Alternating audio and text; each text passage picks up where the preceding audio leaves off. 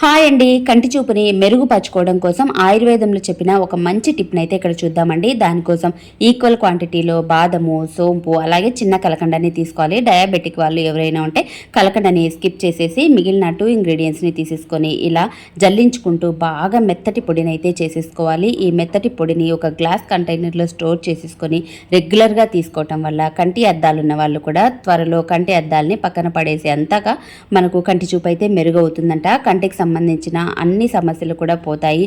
అలాగే శుక్లాలు అంటాం కదా, అవి కూడా రాకుండా చేస్తుంది అని చెప్పి ఆయుర్వేదంలో అయితే ఉందండి. ఇంకా దీన్ని ఎలా యూజ్ చేయాలి అని అంటే, పెద్దవాళ్ళు అయితే 1 స్పూను, పిల్లలైతే 1/2 స్పూను డైలీ నైట్ పడుకునే ముందు పాలల్లో వేసుకొని తాగినట్లయితే కంటి చూపుకు అస్సలు డోకా ఉండదంట అండి. మీకు కూడా డౌట్ ఉన్నట్లయితే ఒక్కసారి అయితే గూగుల్ చేసి చూడండి. ఇంకా ఈ టిప్ మీ అందరికీ యూస్ఫుల్ అవుతుంది అని అనుకుంటున్నాను. నచ్చినట్లయితే లైక్, షేర్, సబ్స్క్రైబ్ చేయడం అస్సలు మర్చిపోద్దు. Thank you for watching.